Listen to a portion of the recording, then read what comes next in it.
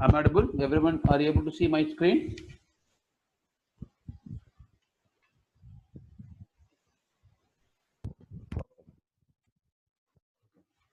So we were discussing about normal distribution. Just to recap you for 1 or 2 minutes so that you will be brought on to the context.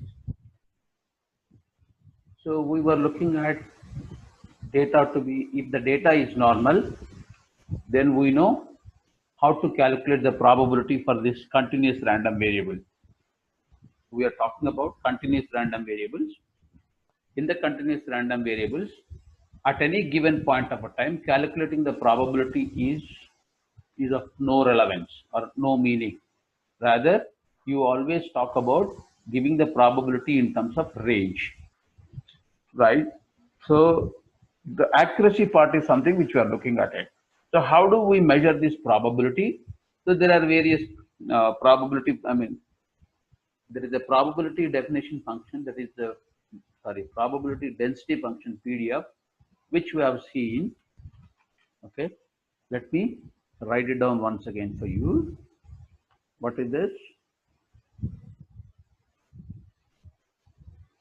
This is 1 by sigma square root of 2 pi e to the power of half into x minus mu by sigma whole square. This is my PDF function, probability density function for normal data distribution, right? This is what we have seen, and we have seen the integration part. Okay, when we have the integration, this is where a to the b, where a is minus infinity to b equals to plus infinity, whatever it. We have seen this. Till this, we discussed about it. Okay. Now, solving this integration is very difficult. So, what mathematicians have done is they have come up with some kind of an approximation and provided the solution for this particular integration. Now here what we are doing here is this particular term, they named it as G. What is this G? G is nothing but x minus mu by sigma. Mu is a mean average value, sigma is the standard deviation, and x is your continuous random variable. X is your continuous random variable. X is my continuous random variable. Any doubt till this point? So this this is called standardization.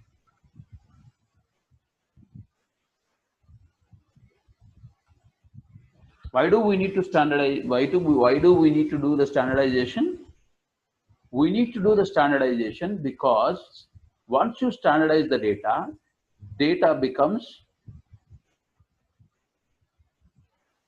normal. That means you can convert the data between 0 to 1. You can convert the data between 0 to 1. So now let us look into this and prove and see through an example what I am saying is making sense to you or not. Okay, so I am going into Minitab. Okay, and I'm going to generate a data for you. Okay, are you able to see my screen, guys? Please respond. Are you able to see the Minitab screen right now? Okay. You don't need to know about this one because we'll be running all these things in using R programming, but for your understanding perspective, I'm trying to do this. So now I'm generating a data. What is the data I'm generating? You just wait. You just see what I'm doing. Okay, you don't need to really know what I'm doing it, but just know, see this. Cal, I'm going to random data. I am going to generate a normal data. Okay, with the data points. Let's say I have collected my population data. Let us assume that way. My population data has only 100 values from illustration perspective. Okay. Now store it in C1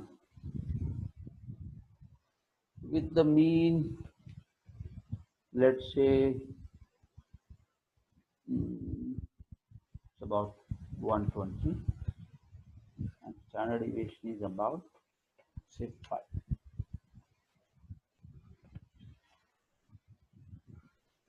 The system generated the data here. How many records it generated? It generated 100 records.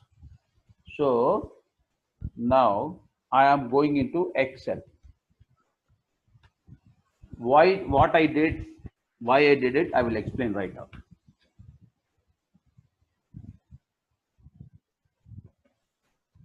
Are you able to see my Excel?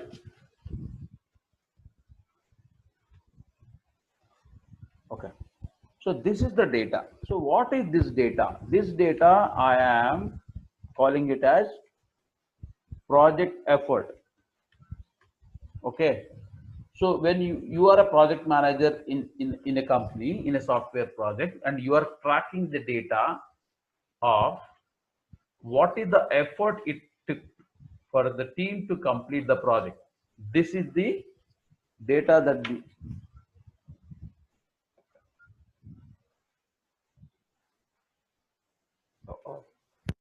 sorry guys,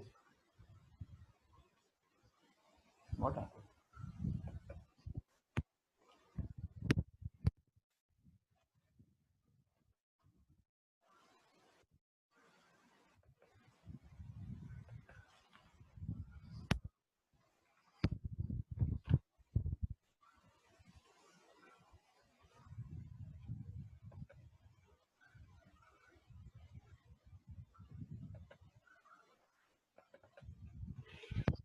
Oh, okay. What did I do here? This is coming up. If I close this, what will happen?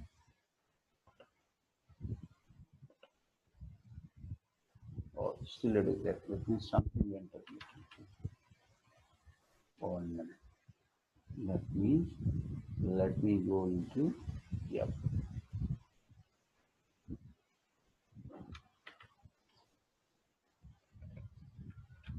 Just bear with me guys, 2 minutes.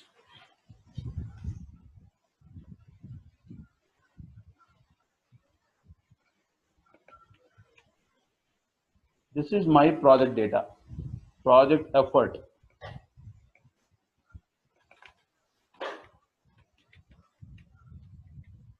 Okay.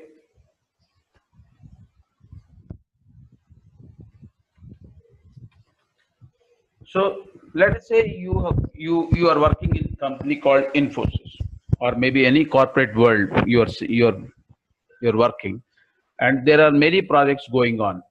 Project one, this is project one, something like this. This is project two. Okay, there are, let's say, 100 projects they have, and they have collected the data for 100 projects, how much time it took for each project to complete. So then they figured out that this is 119 days for a project one to complete. So it took 119 days for project one to complete. Okay, this is the data that you have collected, and this data is a normal data. How do you say this is a normal data? This is something which you have collected based upon your past experience, and now you plot a histogram for this particular data, and then you realize that this data is a normal. So how then I need to calculate the histogram, I need to draw the histogram for this. So I am going into the mini tab. This data is here, right? The data is already there. Okay, this I'm calling it as my X. Right, this is my X. X is what? My project effort. So I need to construct a, let us assume that before you have, earlier you have seen how I generated this data. But let us that is not there for you. You have simply collected the data from the company, and this is the data it is right now. Now I'm trying to plot a histogram. When I'm trying to plot an histogram, okay, this is something histogram which I'm trying to plot. This is my project effort. Okay. See here, your histogram. This is the histogram which has been created. This is not exactly symmetrical, but it is symmetrical. This curve is symmetrical, but if you see the histogram bar chart, bars, they are not looking exactly the symmetrical. But there is some slight deviation happening here. Okay, that is okay, because this is random data that we have collected. So, looking at this data, I can tell you that the what do you call, the data that I have collected is fall into normal distribution. There is another way of collecting this information. Okay, let me another way of, let me copy this. There is another way in this Minitab tool to find out whether the data is falling into the normal or not. How do I do that? Cal graph probability plot. This one, selecting, click. This is the data I want to check. See here, this is, if the data is, this middle line is the very important, and if the data points are not crossing these two lines, the upper boundary and lower boundary, or the lower and upper boundary, that means the data is perfectly normal. You don't need to worry about this, all this, what I should do. I mean, is it that I need to know the Minitab? All, you don't need to know all these things. Okay, if you know the R programming part, and then you are good to go, or you know Python, that is good enough. To make you physically understand or graphically understand the concept, I'm trying to make this kind of an effort, so that it will be easy for you to understand this subject. Okay, if you don't understand this, then you don't appreciate when you go and write the code. Simply, if you want to generate a normal histogram, normal data using your R, you simply use a function called denorm. Job is done. Just writing one line of code, one command, your job is done. But if you don't understand the science behind that, you may not be able to solve any business problem using the data science. You may see the code, and you can represent, you can submit the project in your company, or in your what do you call it, in your college, but that is of no use. You need to understand what I'm trying to explain. That's why I'm using this tool. So this is how you check the normality, and there is something called 95% CI. CI stands for confidence interval. We will talk in detail about this later, maybe in another 2 days from now, but right now the data is perfectly normal. Is this clear? Right now, you understand the data is perfectly normal. I'm going into my spreadsheet. This is my X. This is my X. That means X is X in terms of hours, days, man days. Now, I am going to calculate my Z. What is this? Z. Before moving on to calculation of the G, what is the definition of Z? Z definition is X minus mu by sigma. What is mu? Mu is nothing but expected value of X is your mu. What is the sigma? How do you want to find out the sigma? First you calculate the variance, and then from there you calculate the standard deviation, which is nothing but sigma, which is the square root of this one, square root of Vx. Now Ex, I'm calculating what is this US is mean. Mean is nothing but an average of this. Are you with me? No. Okay, this is the mean. Sorry. Average of, okay, this is the mean. What is the variance? I am talking about I told you already, this is the data of population. So I'm taking this, I'm selecting the entire data. This is your variance, that is sigma square. What is the standard deviation? Sigma. Sigma, how do you get it? Square root of variance. SQRT is the function, this one. Okay, this is your sigma. Now I want to calculate my z. How is g is going to look like? X minus mu divided by sigma. This is my x minus, what is the mu value? Mu value is nothing but your average, which is expected value, divided by, okay, and your sigma. What is the sigma? Sigma is standard deviation. This is the value. Let me correct this one, this expression. I'm putting this into the brackets because mu and sigma are constant. So I'm using the dollar symbol here.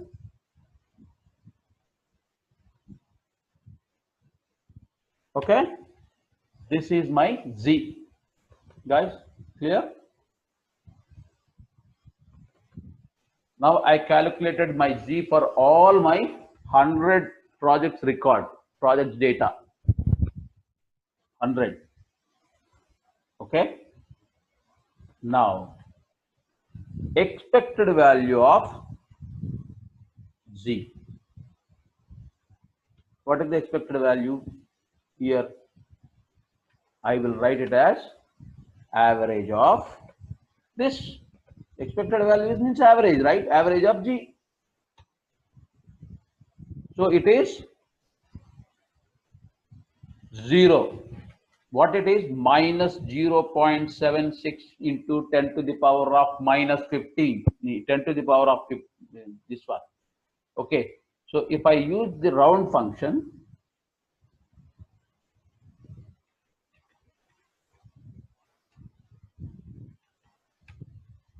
okay.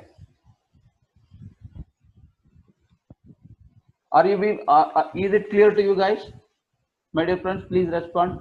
Till now, are you following me?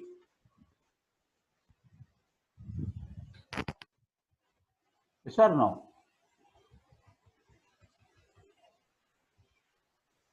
No response. Okay. Now, now I wanted to find out. I wanted to find out my sigma, my variance. Sorry, variance of my z. Variance of my z is again nothing but the variance of this p starting from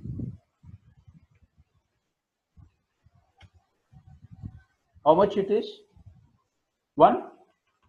So when you are translating your X data, though whether it is a normal data or some other data, when you transfer that into G data, the values are going to lie between 0 to 1.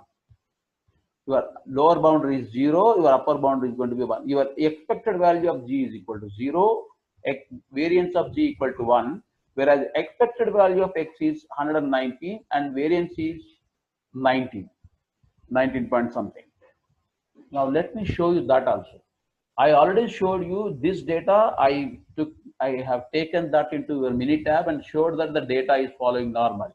Now let us say I am randomly generating some numbers here. Now I am defining this as y. 1, 2, 3, 4, 5, 6, 7, 8. It's not normal data. It's normal data.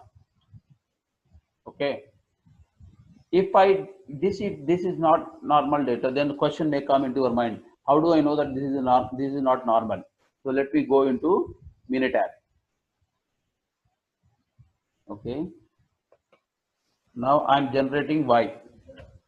I'm simply typing 1, 2, 3, 4, 5, 6, 7, 8. Let me draw a histogram for this. Graph, histogram. Okay, for this. C2 y. I'm drawing it for y. See here, don't look at this graph. You see this. This is a uniform distribution. This is not a normal distribution. Uniform means it is occurrence of every value. The frequency is same everywhere. That means 1 has occurred one time, 2 has occurred one time, 3 has occurred one time, like that. Okay. So here this data is not normal, but it is a uniform distribution. But if I convert this into Z, let me write this. So how do I do this? First I will calculate my expected value of x, v of x, standard deviation. So expected value of x is what? Average of these numbers. Variance is var dot p of this, right? Now standard deviation is square root of my variance.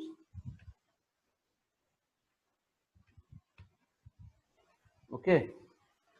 Now having knowing these values, let us calculate your z, x minus your mu divided by sigma. Let me correct this. Sorry, let me correct the bracketing and everything. This is constant because I'm using mu every time, the same value.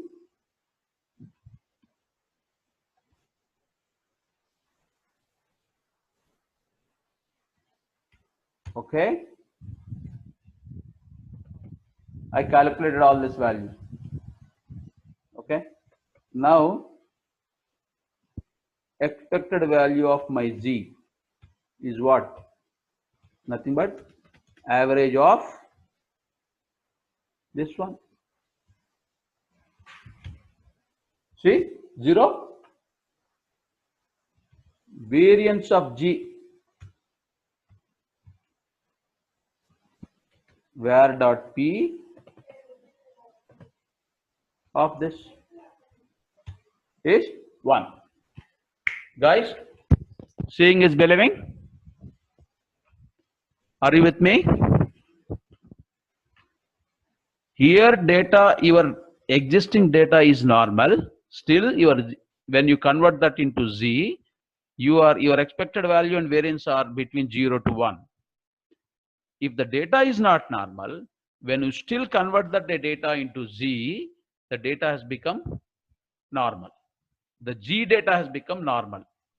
That is why this process is called standardization. When you do the standardization, you will convert your existing data into normal data. Please remember, this is very, very, very important. Why we need to look into this normal data? Because we have certain wonderful advantage of this normal data. What is this, that certain advantage of normal data? Let me ask you some question. Suppose you went to an astrologer. Okay, you have gone to an astrologer, and what is that first question that the astrologer is going to ask you? What is that? What information you give it to an astrologer? Date of birth and time of birth, right? Once you give the date of birth and time of birth, what is that astrologer is doing it? What he will do? He translates or he converts your date of birth and time of birth information into some other number, and then he will look into some tables or some book where some data is written over there, and he will map into those those textual whatever it is, and then he will tell you certain things about what is going to happen in your life. Similarly, okay, if this data, you have something called this whatever the x values, expected value of x or variance of x is given, okay, there is z values have been calculated. It is like your panchangam, where you have information is already readily available. Who has worked on it? Mathematicians. They spend their life and they have come up with this kind of a data which you call them as z table. That is what I've written on the top, z tables. It's very easy, guys. It's very easy, my dear friends. So how they arrived at this one? Very simple. Now I am saying when expected, okay, this is where we will be talking about 1 sigma, 2 sigma, 3 sigma limits. We talked about this. What is 1 sigma? You remember? I draw this picture. This is my histogram. This is, if I plot my histogram for my x, this is my x, guys. Please remember, this is my x. When I plot, this peak is representing my mu value. You have seen that. Are you see here? This is the peak. This is your mu. The center of this one is mu. Clear, my dear friends? Okay. So if I move on towards this side by 1 sigma, if I move on to this by another sigma, so these points, we know we have written this as my mu minus sigma, and this is mu plus sigma. Okay. Similarly, when I have my histogram like this, if this represents, this is my center, this is 2 sigma, this is 2 sigma, this is mu, this value is represented as mu minus 2 sigma, mu plus 2 sigma. Similarly, you have represent, this is another histogram, this is your mu, let's say this is 3 sigma, this is 3 sigma, 3 sigma, that means 3 sigma means this distance. Okay, this point is written as 3 mu 3 minus sigma, this is 3 plus 3 sigma. Now let us do the z calculation. What is g? X minus mu by sigma, right? So x minus mu is nothing but z into sigma. What is x? Mu plus z sigma. Mu plus g sigma. Suppose now I want to calculate z. Here my x is this one.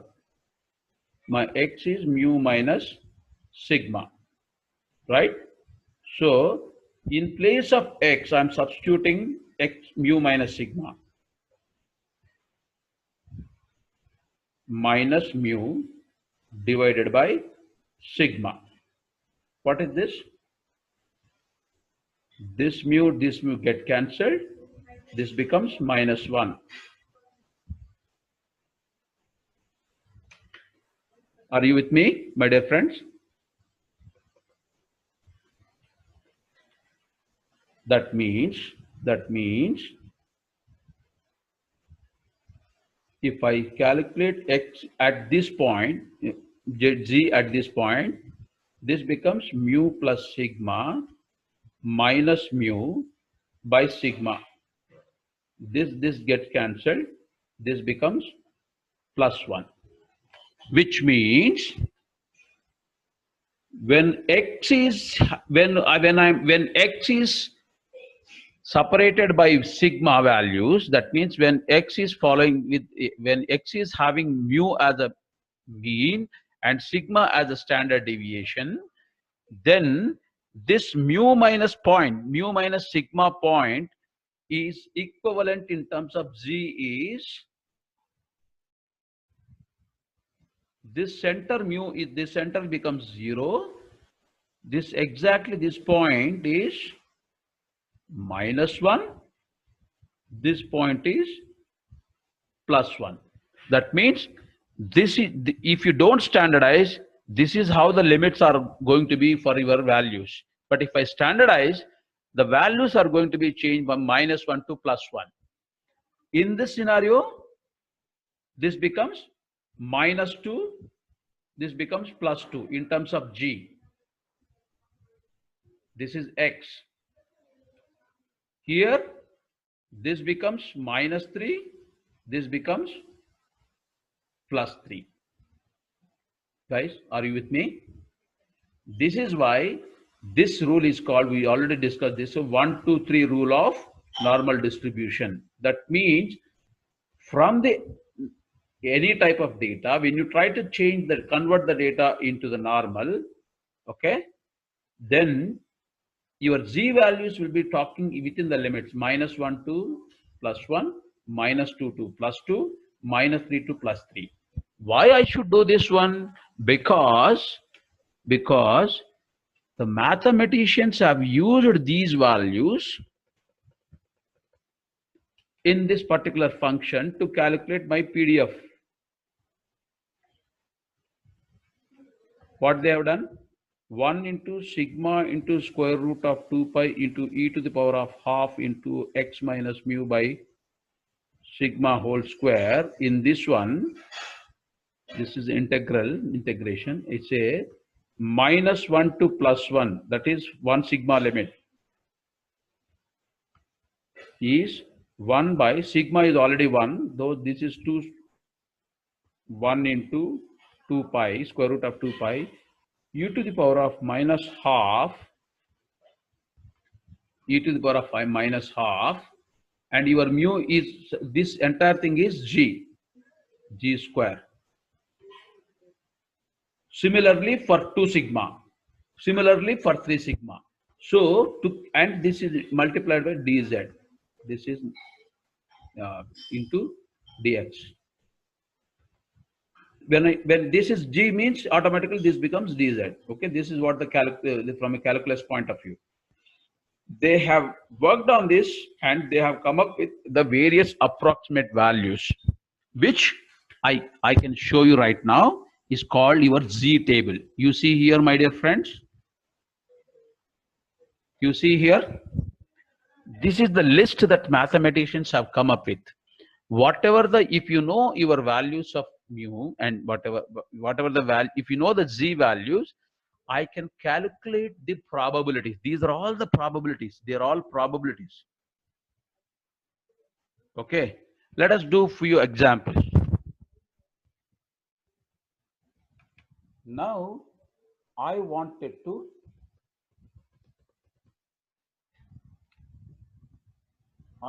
calculate the probability where -1 less than z less than or equal to is nothing but the same, +1. Okay. So 1, I can write it as 1.00. That means this is 1 plus 0.00 put me 1.00. I am translating this one into 1.00. Okay, I'm going into now z table. If you search in the internet, you will find this z tables. In some textbooks, it is right justified. In some textbooks, it left justified. It's okay. You need to know how to read the table. So in this one, it is on the right hand side. That means your positive values are given here. Okay. Now 1 is something which you have to see. 1 will be on this row side. These are all the values you have to look for. 1.00. This is the After the decimal, these are the values that you need to look for. So now I'm going down. See here it is 1. 1.0. What is that after decimal point I have? 0, right? So 1.00, that means this is 0.3413 is the probability. Now, what is that? 0.3413. This is the positive. What is the negative value? Forget about negative, but it is the same. It is symmetric, right? This curve is just this. Sorry, this curve is symmetric. This is symmetric. So whatever the magnitude is this side and this side is same. So -1 is the magnitude is same 3413. So the way I have to calculate the probability bit for this is first to draw the histogram. After drawing, you draw the center of this is center G. Okay, this is your -1. This is your +1. Why +1? Because this is a plus infinity. Why minus? This is minus infinity. Okay. I am interested in this area.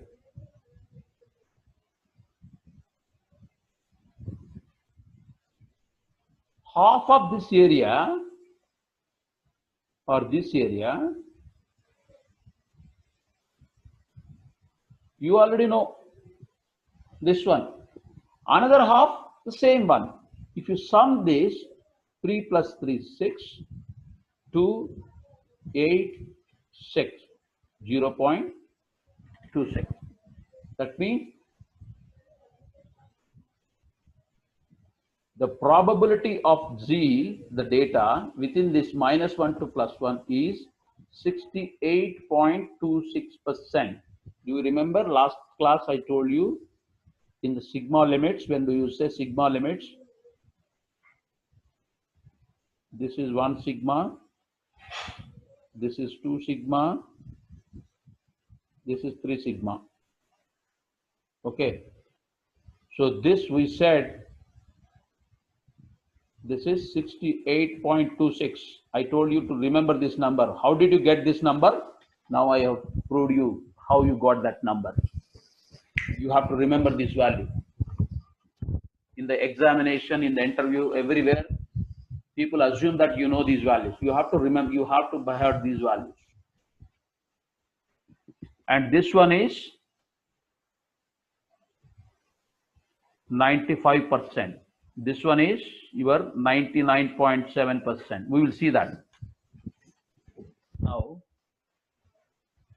-2 less than Z less than +2. How much is the value? Let's go back and see.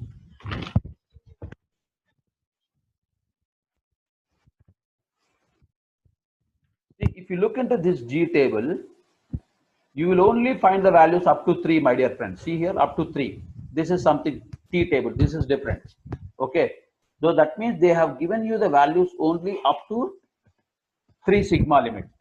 These 3 sigma limits will cover 99.7% of your entire data. That is good enough, right? 99.7. Even if I miss 0.3%, I'm fine. I can take that risk. So 2 is 2. Where is 2? 2.0 is here. Now this is the value 0.4772. 2 is written as 2.00. So first I go to row wise, I go to 2, and column wise I look into 00, and the value is 0.4772, right? Yes. Because it is symmetric this way and this way, I can have the same value, the same thing like 47.472. If I sum it up, this is 4, 14, 15, 9. That means this is 95.4%, 95.44. You should remember, guys. Are you with me, guys? Are you following me? Any difficulty, please raise hand. If you don't understand this, further it will be much more difficult for you. -3 to +3. Let us draw the picture. This is how you draw the picture. This is -3. This is +3. This is your center of G. Okay. Now you are interested in this. So now what you do? Go back into the Z table. Go to 3. Now what is the value? G 3.0 and this 00. This is the value. 4987. 4987. Because it is symmetry, you have to add this area also. This area and this area. 14, 17, 19, 9. That means this is 99.74%. This is the probability, guys. Whatever the values you are getting, this is the probability. That means this area is 99.74%. That means the probability under this area is the area under this curve is 0.9974, which is your probability. Now the question comes: 1, 2, 3 all fine, but what will happen if I have some other value? So you may say probability of 1.26 less than -1.26 G2, let's say 1. How, or sorry, let's say 1.10, or sorry, not 1.10, 1.1. You can put it, not a problem. So you want to measure. You want to find out the probability. What are the steps? Step thing is, first thing you have to draw the picture. Steps. Draw picture. Draw the histogram.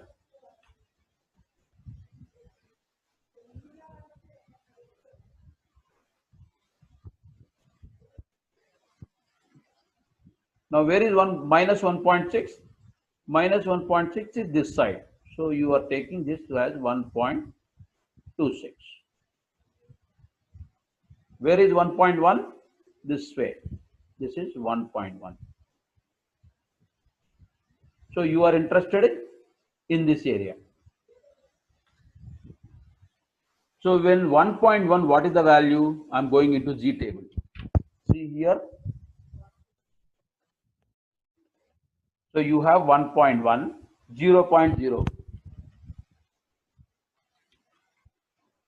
This 1.10 is written as 1.1 plus 0.00 gives you 1.10. Guys, are you with me? Meaning, I will go here, I will select this is 0.00, 0.1, 0.2, up to 0.09 it you have. Now, I am coming down, see here 1.1 plus this 0.00, that is 1.10. So this is the value, 0.3643. 3643. What is 1.26? 1.26 is written as 1.20 plus 0.06. This is 1.26. That means row wise I will go by 1.2 and I look at column wise 0.06. What is the column? 0.06. This is the column. The 1.2 is here. So this is the value. 0.3962. 0.3962. Because I'm interested in the area. Area can never be a negative. So I have to sum it up. So I have to add this. 5, 10, 16, 7. This is your answer. The probability here is 0.7605. Guys, are you with me? Okay. One more example. Probability when Z is greater than 2.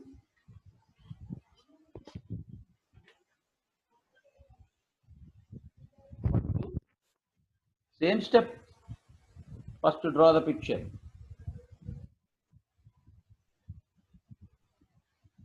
Where is 2? This is 2. What is that you are interested? Greater than 2. That means you are interested in this area. And this area goes to plus infinity. So from G table, what is the value at 2? Go here. What is the value from 2? At 2 from 2? What is the value at 2? See 2.00, right? This is 0.4772. 0.4772. But from here to here, this is 0.5. From here to here, this is 0.5. Sorry, this is negative. Remember, area under this curve is always 1 and it is symmetric from the center. That means this is half, this is half. So that means you have to subtract, because this value you know, up to here you know the value, right? What is this? This is 4.72. But you are interested in getting this value. How do you get this? Subtract from this. Whatever the value you get it, that is what it is. Are you clear, my dear friends? Please respond. This is very important, guys. If you don't understand this concept, we cannot move further. Perfect. Okay, this is how you have to read the what do you call it? Z tables. So what it means, I wanted to show you. Now you guys know what is the G, what is the standardization, and we have seen where the values are going to fluctuate from 0 to 1. From you have seen that. We know how to translate X into Z, and then you calculate your expected values, calculate your variance, and then standard deviation, and from there you figured out the sigma value, probability values using Z tables, which have been given to us by the many statisticians and mathematicians. No rocket science, straightforward. But what actually it is significant, it is telling me, that is where I'm trying to drive you towards. Let me take you to this same example. What is the physical meaning of these G values? Or rather, I can say, we have seen on the top,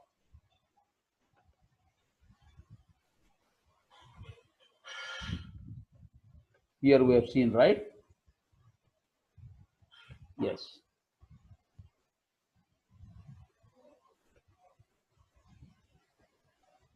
See here, -1 to +1, the 68.26. This is 1 sigma. This is your 1 sigma limits. Meaning it is telling you 68.26%. That means from the G tables, you will get the value as 68, 6826 or whatever the value it is. What is this representing? What is this physical interpretation, which I am trying to explain you now? Be with me. See here. Now, I come here, I am applying a filter. Go into the filter. Okay. Go into the filter. Now, I have to calculate something called 1 sigma. What is 1 sigma? 1 sigma means mu plus standard deviation, right? So I will, what is mu? Mu is my expected value. Mu plus Sigma is this, right? Okay. Let me change this. Let me write this as upper, lower. Okay. X minus mu. Okay. X plus mu. Right? X minus mu is my left hand side of the left hand side from the center. So how do I get this? This minus, sorry, not X plus mu. I'm talking about this guy, sorry. I'm talking about these values. Mu minus sigma. Mu minus sigma in the sense this is the expected value minus your sigma. So this is your lower value, lower first sigma limit. This is your upper sigma limit. That means this is my mu minus sigma to mu plus sigma. This is one sigma limits, right? This is what one sigma limits is all about. So this 68.26. Let me go here and search how many records are available with this lower value and upper values. Okay, now I'm coming here. Say number filter. Greater than, less than or equal to, greater than or equal to, between. See, between greater than 115.45 and less than or equals to 124.26. See, I have given you the lower and upper values here. Nothing rocket science, guys. Okay. How many are there? How many records are there with this value? You see here. Did you see my screen? 70 out of 100 values are there. 70 out of 100 records. But if I change the same thing, go to this one, number filter, between, I remove that equal, rather I simply say greater than and less than. Okay, still there are 70 records. So here if you look at it, okay, this 68.26, which is closer to your 70, right? This is the issue with the Excel actually. Okay, closer to 70 records. That means 68.26 or close about 70 projects are running, or in other words, 70 projects or 68.26 projects here completed within the effort 115 to 124. Let me write it for you. Guys, this you will not find any book. Nobody will tell you these things. Be with me. So your one sigma limits, what it does means 68.26% means 68.26% of projects are completed with the effort between 115.45 hours and 124.26. This is the physical meaning of one sigma limits. Similarly, if I say two sigma limits, 95.4%, that is the value which we have seen. 95% of the projects are completed with the effort between, go here. Now I want to calculate this 2 sigma. How do I do this now? This is nothing but lower one is mu minus 2 into 2 sigma. This is sigma, right? This one mu plus sigma. That means this plus 2 into this sigma. That means 1112 to 128. Between 112 to 128.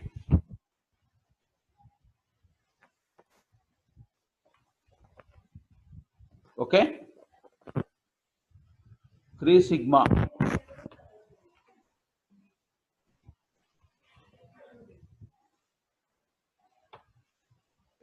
This mu minus 3 into sigma.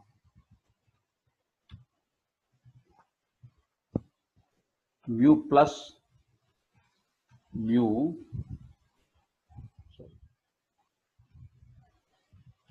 3 into this. So 106 to 133. 106 to 133. This is 99.7%. That means 99.7% of the projects are completed within the effort between 106 man days to 133 man days. When it comes here, 95.4% of the projects are completed with effort between 112 to 128. This is the physical interpretation of your 1 sigma, 2 sigma, 3 sigma limits, which we are talking in terms of Z tables. This is how you actually interpret. Hope I explained very clearly to you guys.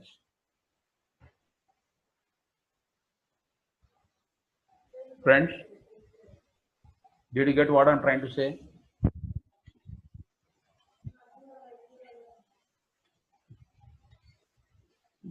Good, guys, because if you understand this, then tomorrow class onwards it will be easy for me.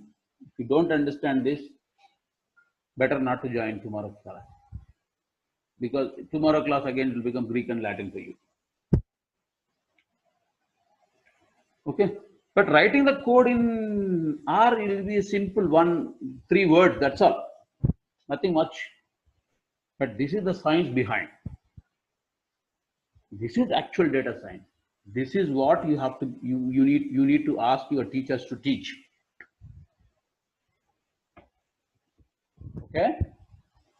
Okay guys, see you tomorrow. Thank you. Bye bye. Sorry, I have taken 2 more minutes extra.